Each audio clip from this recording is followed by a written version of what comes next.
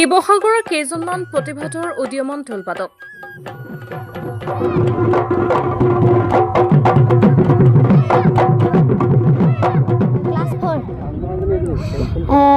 মই মগাহাট কেন্দ্ৰীয় ৰঙালী বিহুৰ সন্মিলনত ঢোল বাদন কৰিছোঁ।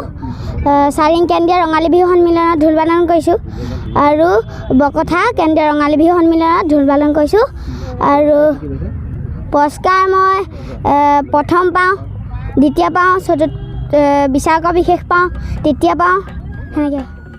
শিৱসাগৰৰ মাটিত পুনৰ উজলি উঠিছে ঢোলৰ ছন্দ।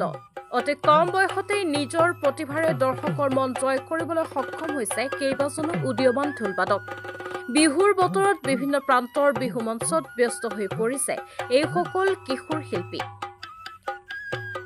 বিহু আহিলেই কান্ধত ঢোল লৈ অসমৰ বিভিন্ন প্ৰান্তৰ বিহু মঞ্চলৈ ওলাই যায় এইসকল উদ্যমী শিল্পী। মই 2024 চনৰ পৰা বিহু কৰি আহিছোঁ, লগতে পঢ়িব আহিছোঁ। এইবাৰ মই দুলীয়াজান বিহুতলী, আকৌ নামৰূপ বিহুতলী, আকৌ ডিমৌ কেন্দ্ৰীয় ৰঙালী বিহু সন্মিলন আৰু বকথা কেন্দ্ৰীয় ৰঙালী বিহু সন্মিলন আৰু চাৰিং কেন্দ্ৰীয় ৰঙালী বিহু সন্মিলনত কৰিছোঁ।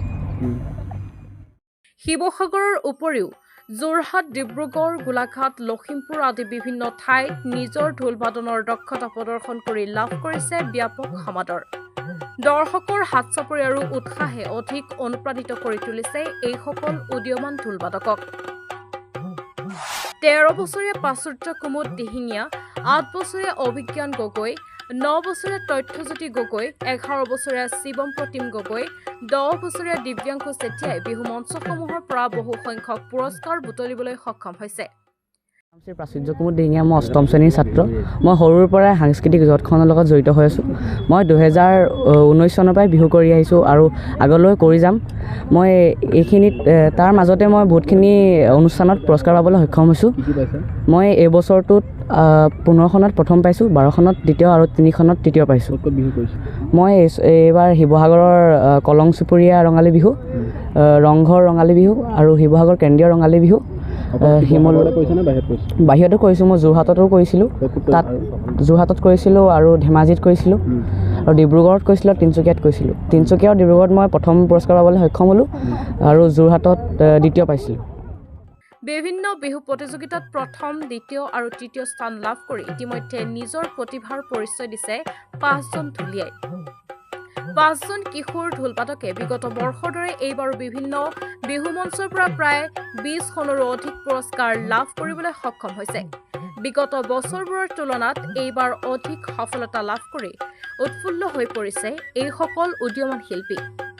আৰু বিহু আহিলে আমি ঢোল বজাবলৈ মন যায়। কিমান বছৰৰ পৰা বিহু কৰিছা? মই 2025 চনৰ পৰা মই বিহু কৰি আছোঁ। 2025 চনৰ পৰা ক'ত কৰিছা বিহু?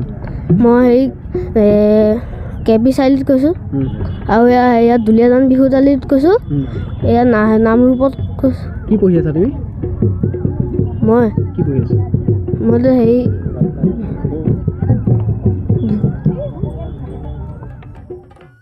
শিৱসাগৰৰ ছাত্ৰাৱস্থাতেই ঢোল বজাই সমাদৰ পোৱা উদ্যমী ঢোলক লৈ সপোন দেখা সন্তানক অভিভাৱকসকলেও উলিয়াই দিছে মঞ্চ।